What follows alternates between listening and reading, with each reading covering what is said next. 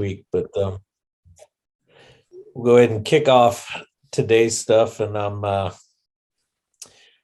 curious who took some action out of last week's call, last week's Wednesday's marketing call. Who's taken some action? Who's put some thoughts? Who even remembers what we talked about? Marie, I don't expect you to know. You were on a beach in Cancun. Terry, what did we talk about last Wednesday? I'm trying to think if I was on last Wednesday. Sal, what did we talk about last Wednesday?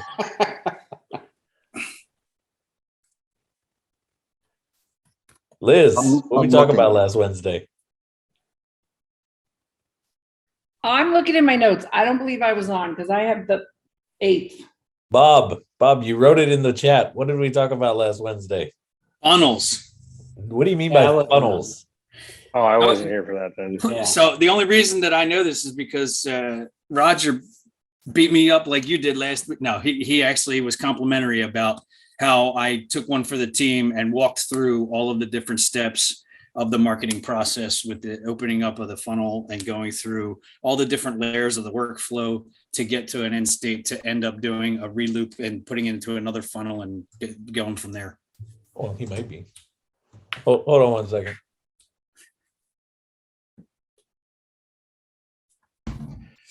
I'm working from home today because it's been a whirlwind of a day since getting home this morning.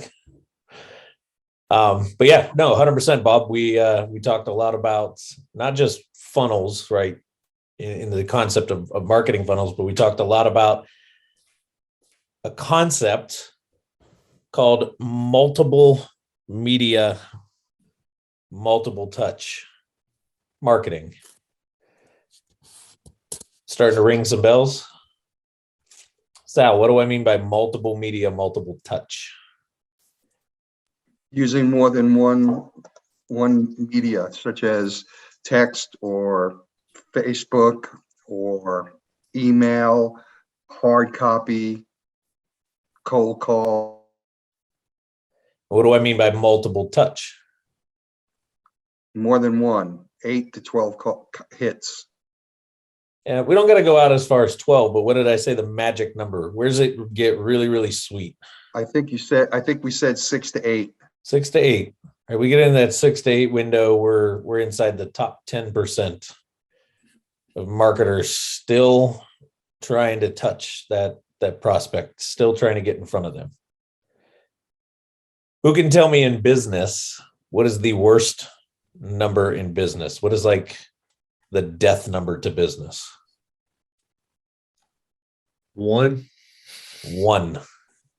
Why do you say that, John? You're 100% correct. Yeah, one call, one way, and then you go home. 1 is like the absolute worst number to business. If we have one way of getting clients, if we have one type of marketing, if we have one approach, if we have one type of thing that we can do. Well, there's a reason that 1 is the loneliest number. Oh, you're cheating. I was going to say that. Yeah, right? So when we start looking at marketing, be honest, how many of you guys are looking at your own marketing process right now and it relies on one thing? As much as I love the concept of one thing, this is the one time that I will say the number 1 is terrible. But how many of you guys are looking at your marketing going, I kind of rely on 1 right now?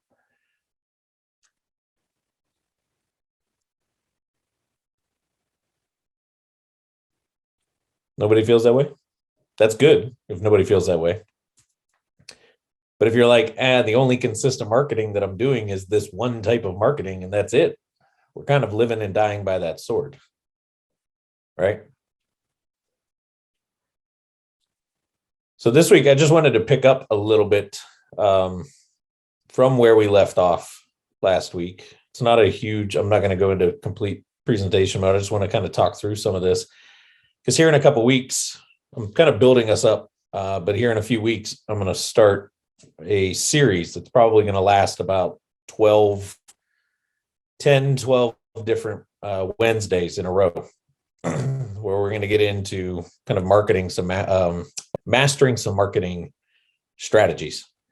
you got to understand some of the concepts first. Does that make sense? So building on what we talked about last week, multiple touch, multiple medias. And if you had the drawing, I don't have my stuff to draw on everything today. But if you remember the drawing that I did last week, I drew basically a funnel, right? And that funnel, a lot of times, can lead into, right? The bottom of this funnel can actually lead into the top of a different funnel. All right, somebody gets to the bottom of this funnel and maybe it splits two ways. They go into one of two other funnels. Well, after 5, 6, 7, 8 touches, they get to the end of the funnel and they didn't answer. They didn't reply. They didn't move forward. They didn't take the next steps. Well, what would be a likely funnel that I could put them into? More of a longer term, more of a long-term nurture style where I'm not necessarily selling. I'm just providing value for a very, very long length of time to try to maybe strike them. Can anybody tell me, when does our prospect pay attention to our marketing?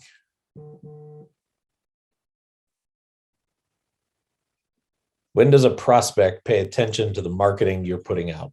When they need it. And they need it. When your message aligns at the exact moment that they need what it is that your message is saying you can do for them. That's the only time they pay attention to it. This is why the number one is so detrimental in marketing, because if we just try to touch them one time, we're hoping that one time I send them something, whatever that might be, is the one exact moment that they need. Right? Let's quiz you here a little bit deeper first. Do people buy on need or want?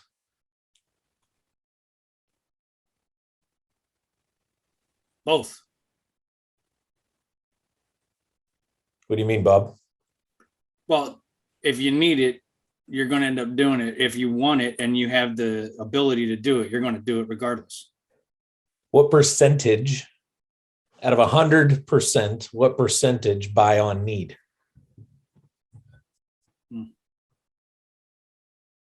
98.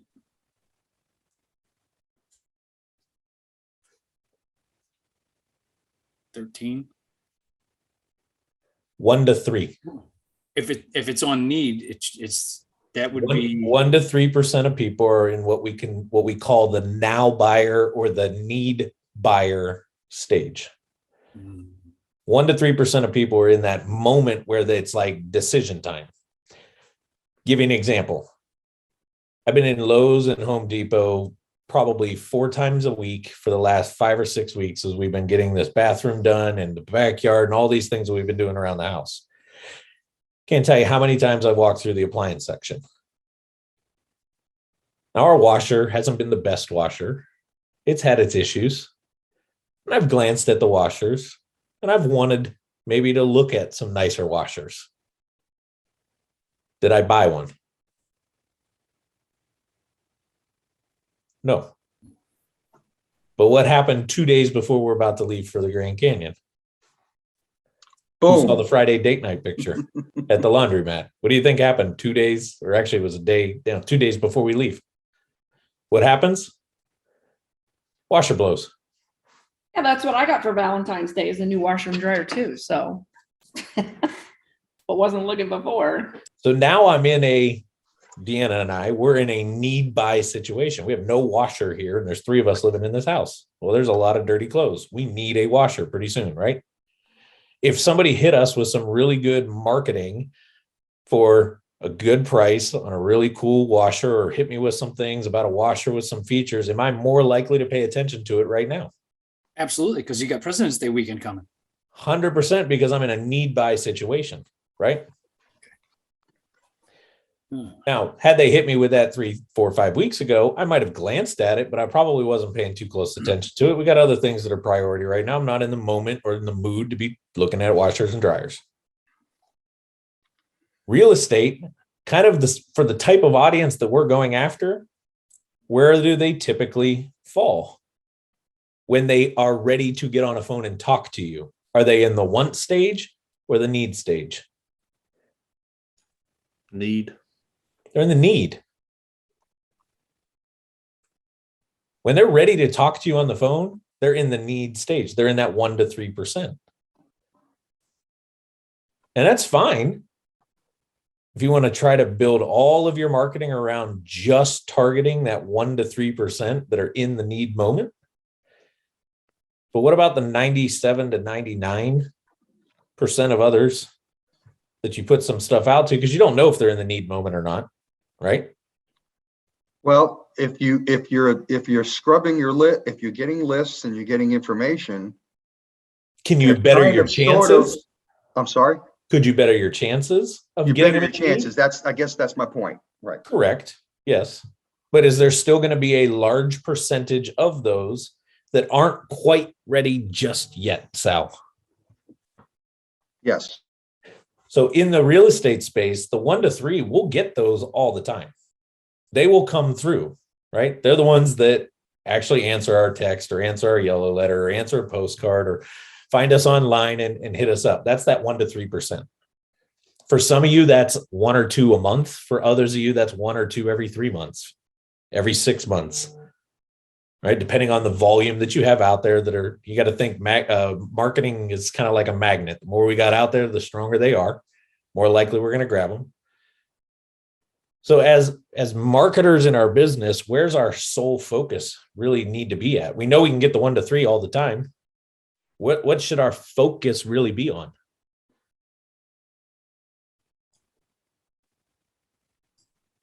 Content? Statistically, it sounds like the want group, because that's a larger group. The want group.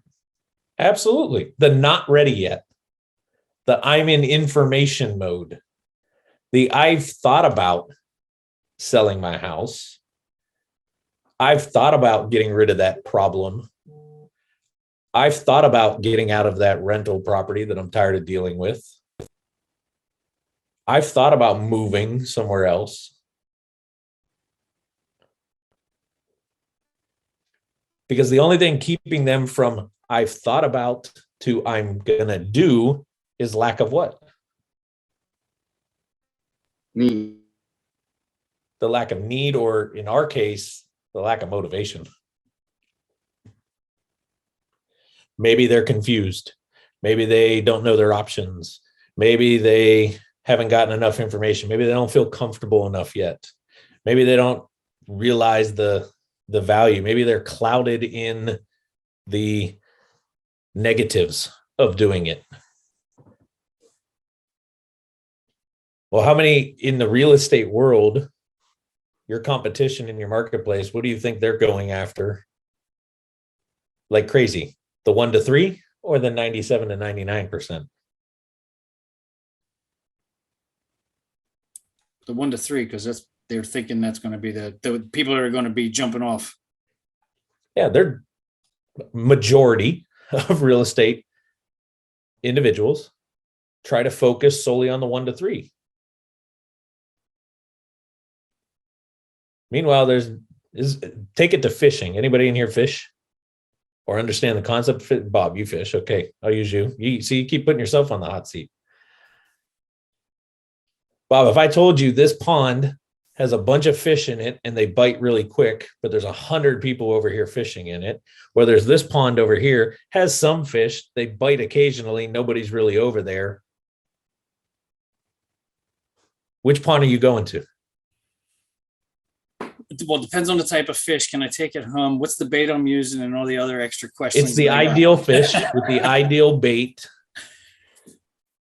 Personally, I would go into the other pond first and foremost to get away from all the other sharks that are already trying to eat up all the rest of the food. Exactly. Go play over here where not a lot of people are playing, right? Right. Is it going to take you longer to get that fish? Sure. A couple Is it extra gonna be casts, not a big deal. Is it going to be A day a of better fishing's fish? better though? than any day of work. Are you going to be able to be selective of your fish?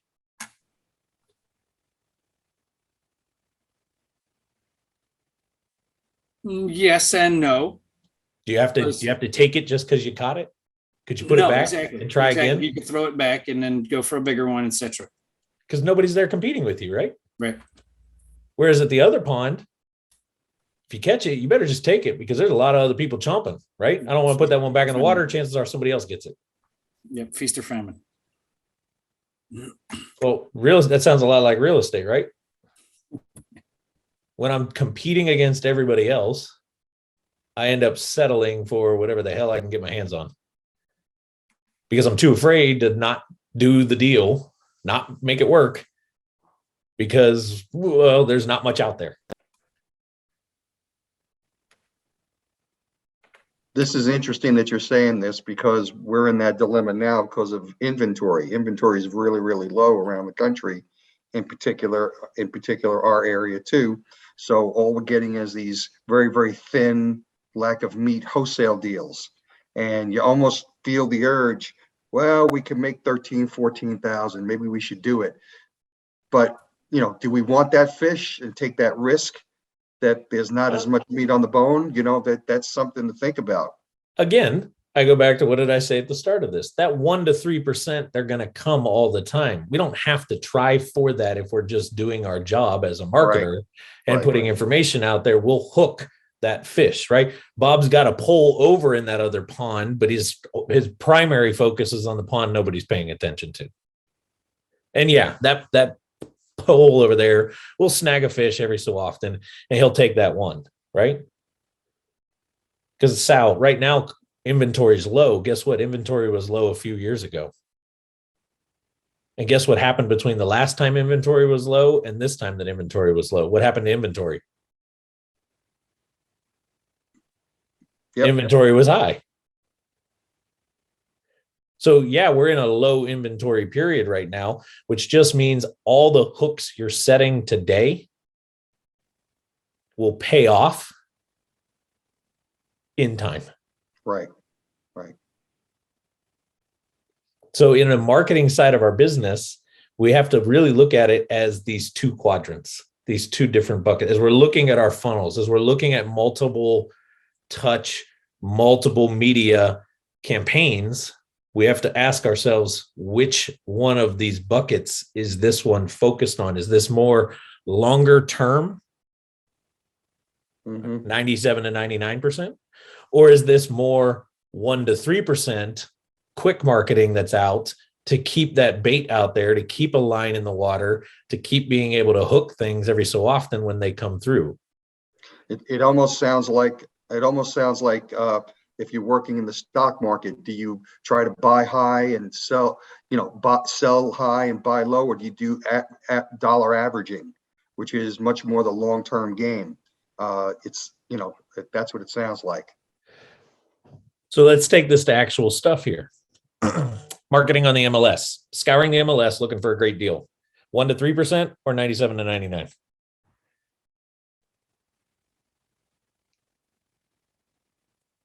Liz, I'll start picking up people. I know, no, I said 1 to 3, but I just moved my mouth because, you're very limited on there and what you're going to find that fits our needs. 100%. We sit down and scour the MLS every single day, a couple times a week. That's our 1 to 3%, right? Cold calling, 1 to 3%, 97 to 99. John, what do you think? If all I'm doing is just blasting the phones, cold calling, trying to find an opportunity, what am I looking for? 1 to 3%, 97 to 99. 1 to 3. Yeah, most people, if they're blasting the phones on the cold calls, cold texts, that kind of stuff, we're just trying to find that 1 to 3% that are going to grab on. The bulk cold, yeah. Right. Website, SEO, content creation, 97 to 99, 1 to 3. 97. 97 to 99.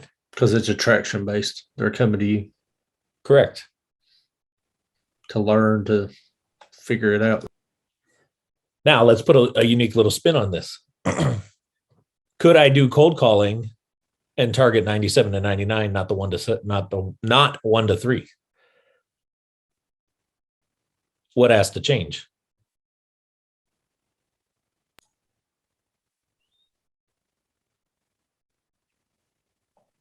It's the touches. It's the different marketing tactic. Still using the same tactic, cold calling, cold texting, but instead of this campaign going after the 1 to 3%, the ones that are ready today, that are in a need moment, ready to take what I can do for them, I want to instead cold call, cold text, multiple touch on that side, but I want to target 97 to 99% of people. What needs to change? Your message. Message. Yeah, the narrative. Yep. What you're offering. The 3 key components of any marketing: market, message, media. Market, message, media. Market is the who. Message is the what. Media is the how.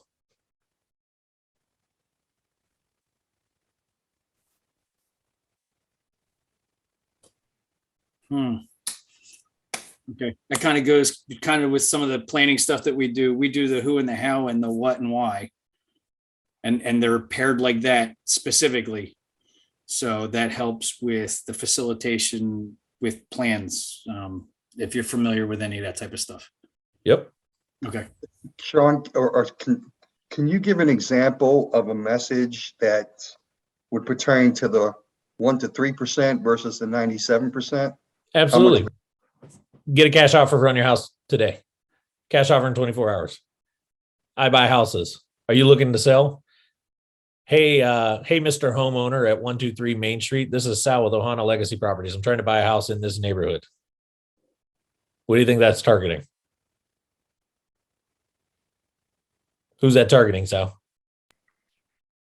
That's the one. It's the 1 to 3%. Yeah. The Now, need, rather. Yes. Yes.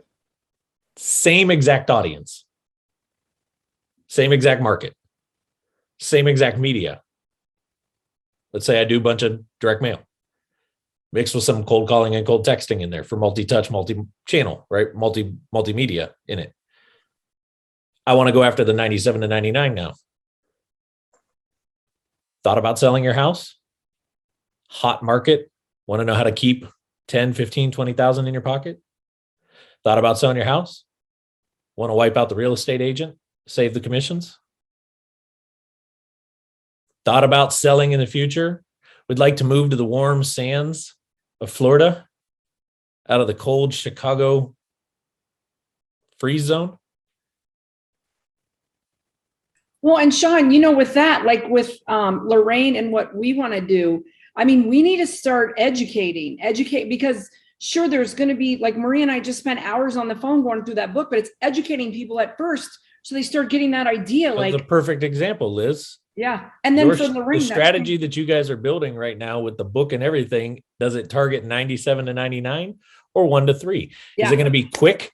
No. Or is it going to be more long-term? Mm-hmm.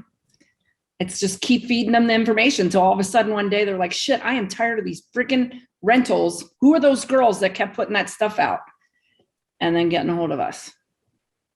I guess I was thinking of a more direct message versus not, but this is a different, it is a little different in the message. It's not just being more aggressive.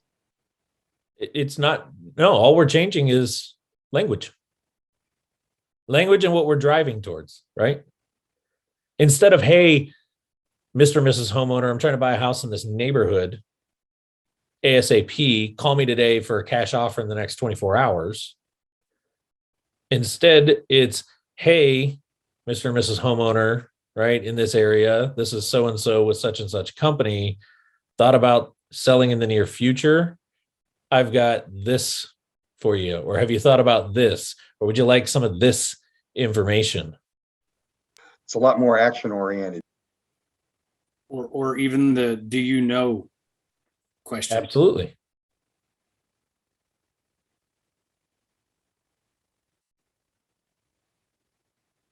It warms them up, slowly moves them through. And when I put valuable information and slowly warm somebody up with value, what starts to build? Marie, I saw you mouth it. Rapport. Rapport, or what's another word for rapport? Trust. Trust. And when trust rises, when they're ready, whenever that might be, who will they eventually do the business with? Do they like, know, and trust? Absolutely.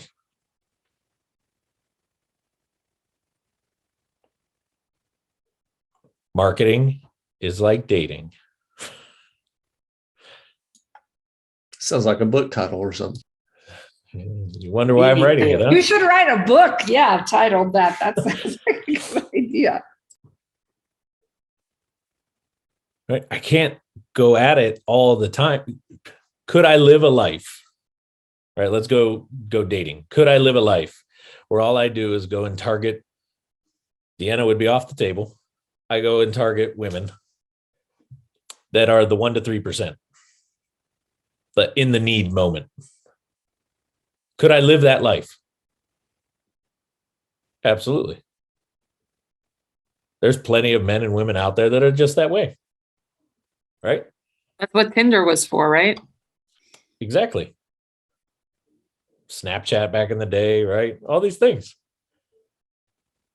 But is there a trade-off to that? Does it lack something? Right? Can't have the cake and eat it too kind of mentality. Now, the slower side, dating, bringing value, right? This is the value of marketing, the dates, the good conversations, the connection, the alignment, beliefs are coming together, these type of things. And eventually it makes sense to ask the question. And then we get there to the altar. Because that trust, the rapport, the love, the connection, these type of things build, right? Now, here's the really fun part of this whole thing.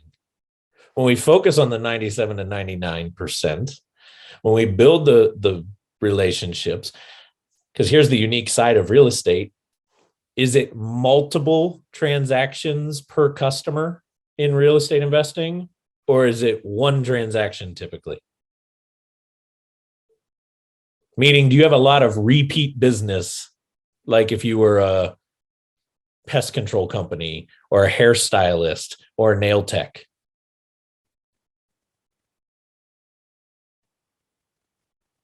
Everybody's looking at me with a blank stare. Do you have multiple repeat business from the same person?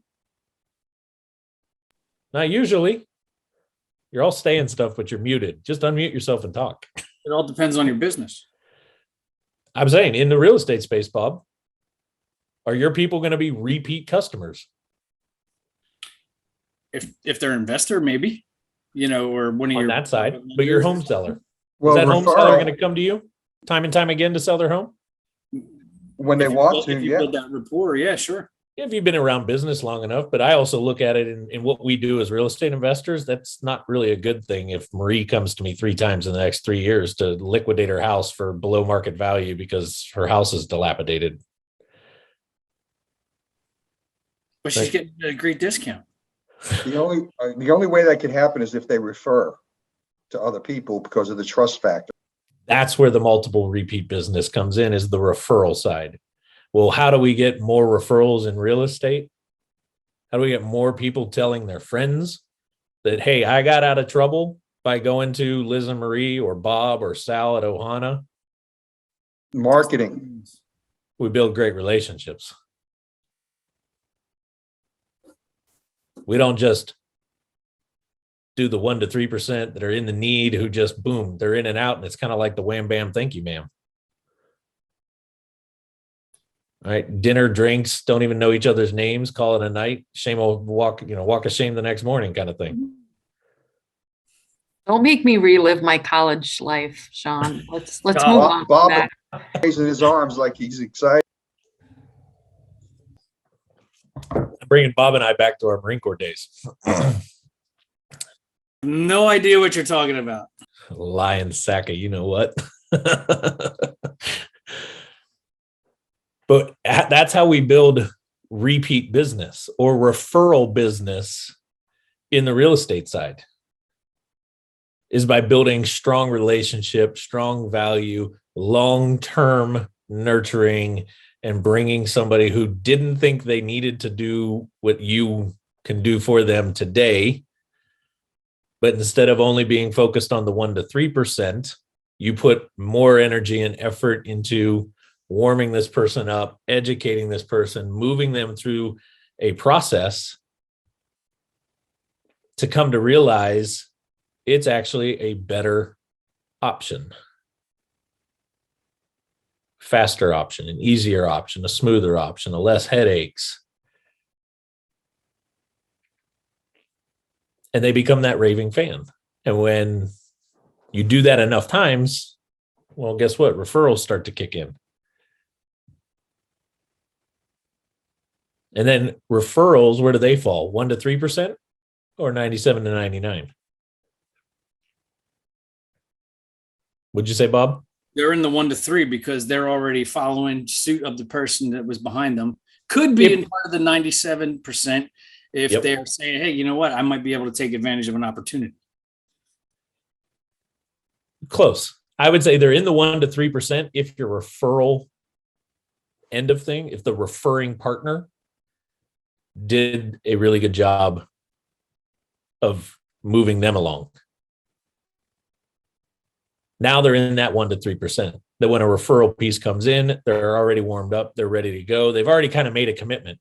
I'm going to go to Bob because so-and-so told me to go to Bob, and so-and-so raved about Bob, and so-and-so trusts the hell out of Bob, and I trust them, so therefore I immediately trust Bob, right?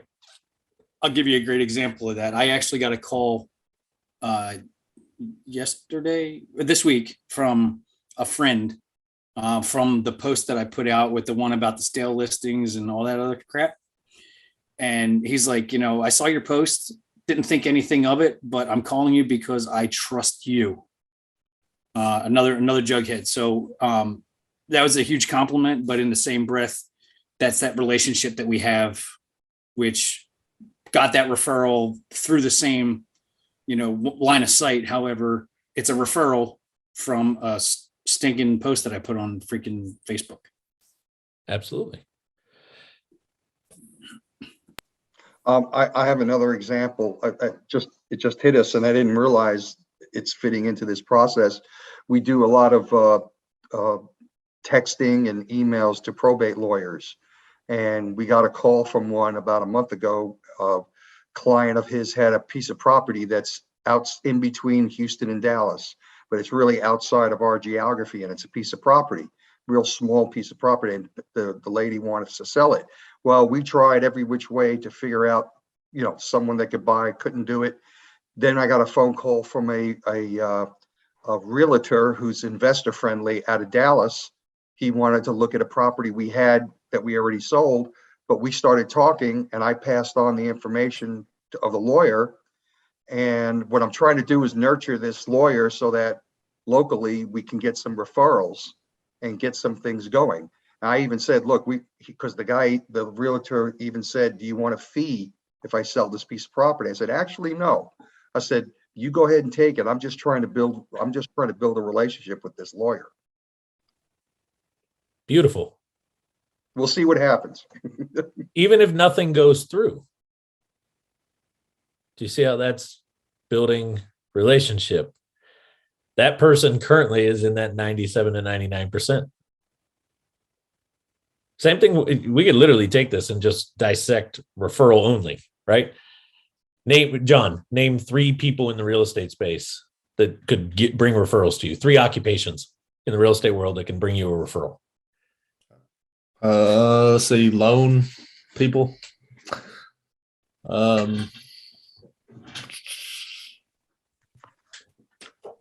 Marie, help them out. Delivery truck drivers and utility workers. Okay. Contractors, another one. Terry, give me another one. Escrow or title companies. Yep. Who else? Roofer.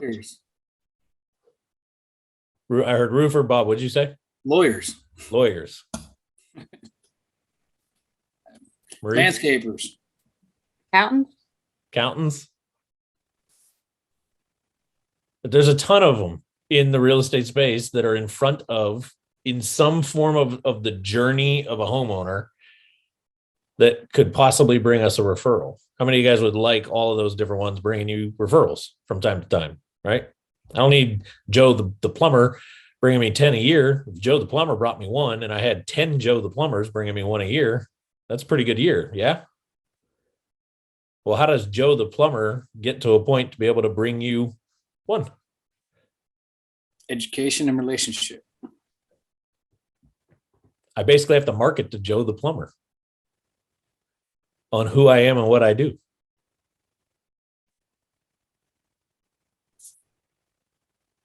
And how it could be beneficial to him if he referred. But I can't lead with that message. And that's the problem when we go to build referral base. We go straight to the lawyers or the accountants or the real estate agents, and we try to lead with, here's what here's the value to you. Here's what you'll get out of it. And they're like, I kind of already knew that, but I don't know anything about who. I don't know nothing about you. Why should I even trust you? Why should I even listen to you? Why do I even want to remotely put the person that I'm in front of you? How do I even know you're going to do what you say you're going to do? Not everybody could be Marie and, pick the accountant up and wazzle dazzle and woo his whole entire office as a fancy Uber driver. I did do that though. But you didn't do that on the first meeting. No. Right? Imagine if you did that on the first meeting. What does that show? Desperation. Yeah. No, actually, and Jean and I had a conversation yesterday talking about the book and how we were going to promote it. And this was some of the stuff we were talking about, sending it to the different CPA offices or whatever. And even Jean had a good idea of like just the property managers directly. He's like, you're looking for landlord owners anyway. They usually tell their property manager they want to sell it before they tell anybody else. So make sure you're getting in front of those property managers. Absolutely. But I can't go to the property. Take that as a great example. Property manager, for what Liz and Marie are trying to do with this book that they've been writing and put this stuff out, they're literally targeting multiple property owners that are ready to call it quits and retire, right? Most of these individuals have property management companies managing these assets. Absolutely. That's who they're going to tell that they want to sell it. Now, Marie, could you go straight to the property management company and be like, hey, anytime that you have somebody that wants to sell, refer us. We're the best people ever to buy from. Could you do that? Yeah, but it's not going to get you very far. Right. Most of the time, it's going to get the door shut on you.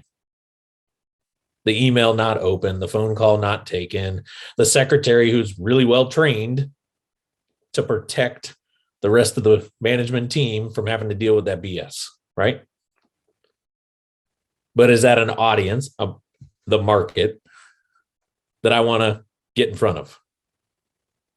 Absolutely. So now I have to sit down and ask myself, what's the message and what's the media? Well, part of the media is the book in your case, but how do I get that book in front of them? Right? How do I get this strategy in there? Is there multiple different ways that I can play this? And the answer is 100% yes. But what's the message? It's definitely not, hey, tell your people to come to us right out of the gate, because that's like saying, hey, I want to take you home. Hey, let's go have some fun. Hey, let's go get married. It's not going to work really well. And that's one funnel right there. Multiple media, multiple touch points against one market, and that is property management companies. And I'm targeting 97 to 99%. Do they have people today ready to sell? Absolutely. Are they ready to refer those people to me? Not even close. So if I try to focus on those 1 to 3% that they have ready to sell right now that they could refer to me, I'm not going to get very far. Then I get stressed and I get irritated.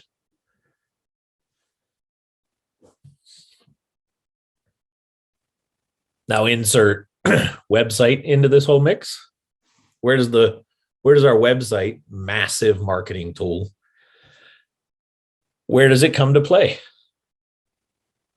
Well, which part of the website comes to play in the 97 to 99% of property managers that Liz and Marie are going to market to? It could be the blogs if you're giving them information. 100%. A solid blog stack that eventually tie back to a what? Call to action. Last page. Yeah, call to action. Fill out your trash. A call to action. In this case, going to a property manager, it's not going to go to a call to action to fill out a form and give me information. It's going to be blogs that are going to tie back to a service page that actually map and outline what is the process, what is the steps, what is the service that I can actually provide to those that you would end up referring to us. All right, gotcha.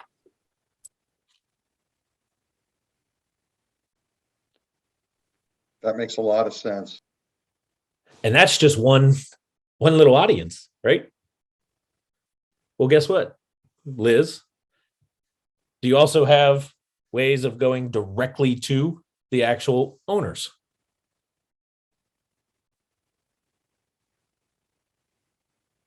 And our market is different now. Now I'm marketing to the owners themselves, not the management companies. The message, could the message be the same that it was to the management company as it is to the owners? No, message has to change. Could the media be the same? Absolutely.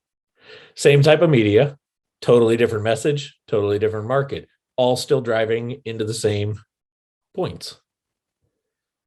Could I drive the owners to a really well stacked blog structure? Could it be the exact same blog structure that I would drive it to the property manager? It could, but what would be more valuable, Marie? Same blog stack or a totally different blog stack written directly at the audience that I'm talking to? Yeah, specific. The specific audience. In this case, I'm talking to the owners.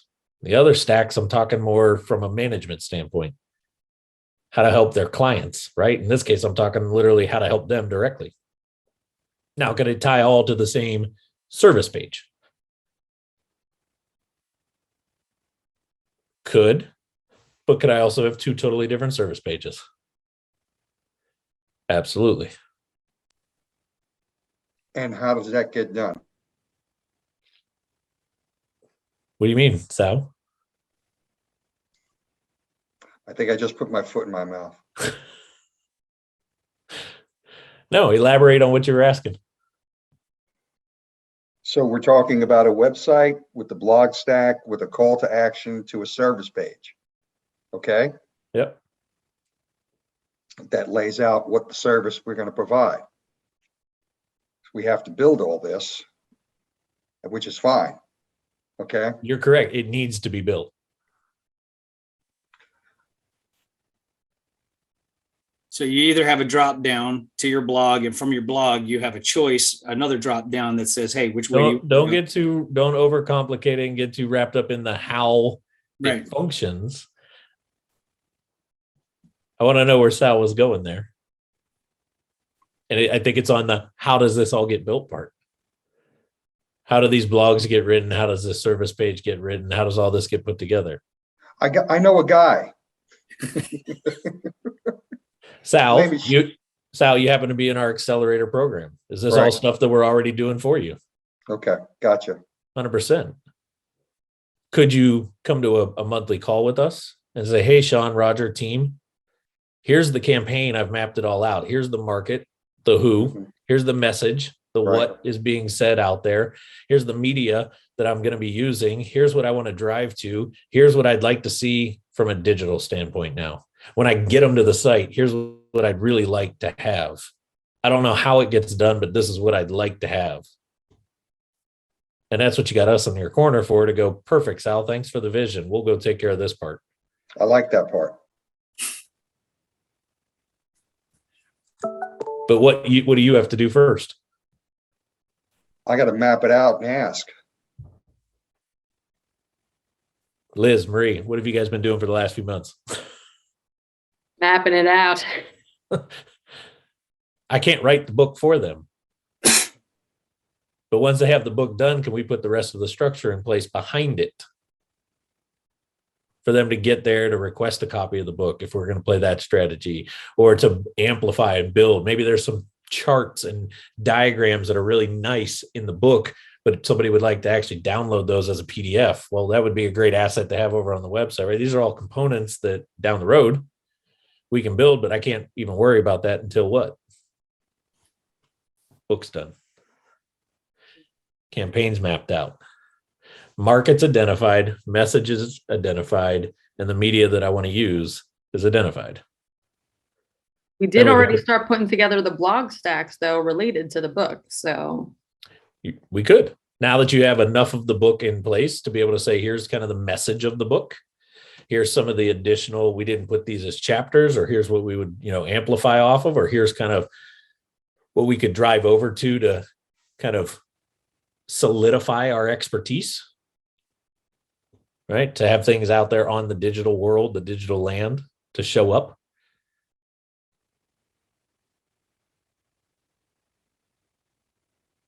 Whose head's spinning now? I'm in the middle of a tornado. But it's good it's good fuel for thought, because one of the things that people, coming from an environment where we sold to doctors and surgeons and all kinds of people, and everybody is normally afraid of them, and we just look at them as normal body mechanics. The resources for these people. In other words, don't assume that they know everything. Don't assume that they have everything they need. Sometimes there are resources that you can bring that they're not thinking about because they're too busy holding a scalpel. Absolutely. This is the concept I call sub-compartmentalizing your market. Remember, the market is who? Market message media, market is who. I'm sub-compartmentalizing the who.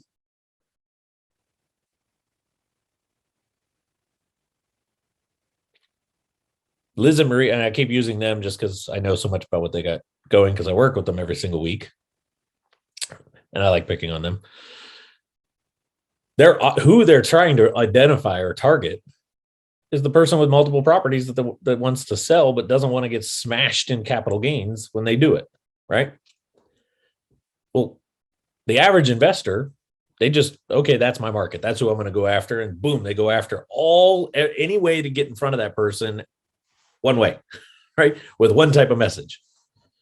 But as we just sat here and identified, property managers is one way of doing it. Directly to the owner is another way of doing it. Guess what? CPAs is another angle to take at it. Guess what else? Asset attorneys is another way to get in front of those individuals. And oh, by the way, real estate agents is another way to get in front of those same people. And guess what? All 4 or 5 of those that I just named probably should be different messages. Subcompartmentalizing the who. Still going after the same person. I'm just doing it 5 different ways with 5 totally different messages.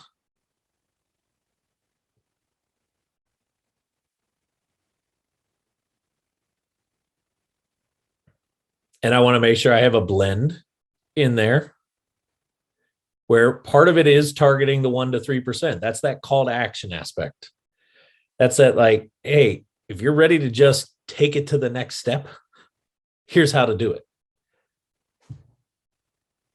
Lorraine, I think I broke this down for you on the kind of like the whole webinar funnel and webinar process that I've got you kind of focusing on right now, where I used us as the example. I run these webinars, and multiple times throughout the process of registering, going to a confirmation page, the confirmation page is a spot where I hit it, where it's like, hey, you registered for the webinar. But there's this little section that I put on the page. It's like, if you don't want to wait for the webinar, you don't want to go through all the training, you just want to jump on a call and start talking about it on how we can help you do this, fill it out here. All right, then the replay goes out, because I know 90% of people won't actually join the webinar that register, but they'll wait for a webinar replay link and go check it out, right? Well, guess what I put on the replay page? Another opportunity for that 1 to 3%. They're like, fuck it. I'm not going to watch 50 minutes of a replay of Sean. I'll just go ahead and schedule a time to jump on a call with him instead, right? Because they're in the now position. So yeah, throughout your process, you just want to make sure you have a healthy blend of 1 to 3% option. Call me, get your cash offer. Let's discuss your situations, this type of stuff. But the majority of the marketing funnel should be focused on the 97 to 99 that need to be continued to be educated, nurtured, wooed, brought through, taken on date after date after date. Does that make sense? We got about 4 minutes left. I'm going to come off the soapbox and see what questions do we have? Because I know there's definitely some out there.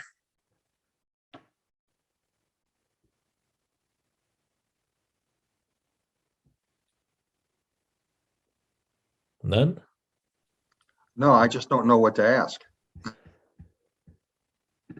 What do you mean you don't know what to ask? Because my mind is spinning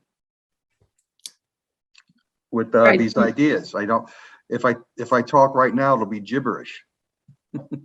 So a good question might be, hey, Sean, what would be the first step in all of this? Oh, I'm getting a call into you right away. That's not a problem. Well, before you even put a call into Roger and I for your campaign stuff, because we just talked. Mm-hmm. What do you need to do? We got a call on a schedule coming up in a couple weeks for you. I need to map out what I want. That's the first thing. What we Market, want. message, Yeah. media. Map it out. Mm-hmm. He's still identifying the avatar that you're going after too, right? Got a pretty good feeling because we're marketing to these particular groups already, but I think we may not be giving them a decent call to action. It might just be your typical, oh, call us and we'll work with you. You know, it's got to be something a little bit more service oriented, or that's going to engage them to say, hey, these people have something to offer. So something to chew on a little bit. Value, right? In today's day and age, what brings more value? A shit ton of lengthy blogs, or option B, decent blogs that also have video component. Video. Yeah, video Video. hands down.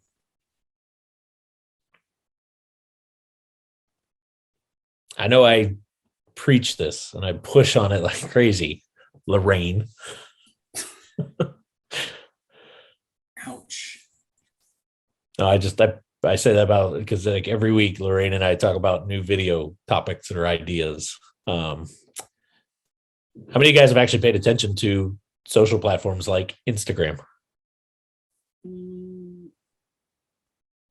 Has anybody seen the big shift in Instagram in the last probably about the last 2 months now? More and more and more of the feed on Instagram is video. Oh yeah, Reels. the reels and the Facebook with the reels, because they're trying to get rid of TikTok behind the scenes. Because TikTok came in and took it by storm because it's video. Well, guess who's been around forever that's been video that's dominated in all of this?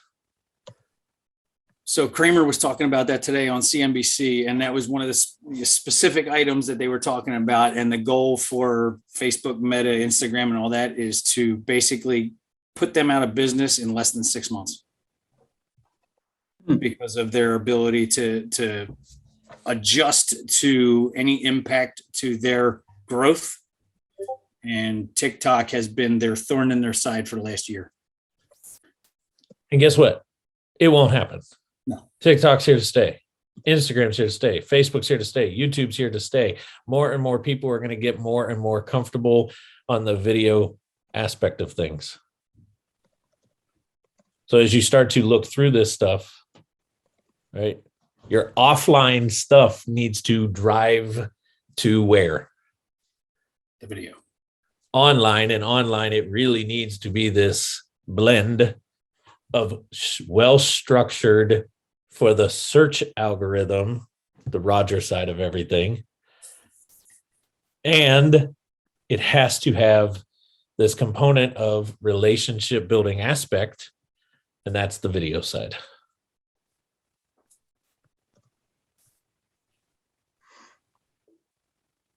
So Sal, step one, and everybody else, step one is map it out. Map it out. Market, message, media. Map it out. And if you guys are grabbing a hold of this, I might kick it off next week if I have enough time to plan. There's a couple things. My focus is trying to get my book done as well on a timeline. But if I don't start it before Roger and I go to Miami, as soon as we get back from Miami on these Wednesdays calls for about 10 weeks or so, I've got about a 10-week flow all around marketing mastery and really breaking it down. Terry, you've gone through it once before. It's been enhanced even more. So some of it will be a refresher that you've gone through, but I'll be bringing some new things in, new tools, these type of things that as things have changed too, been changing that. So it might start right before we go to Miami. If not, it's going to probably start right after Roger and I get back from our mastermind in Miami, first part of March. And it'll run for a couple weeks. Okay. All right. Well, with that, I'm going to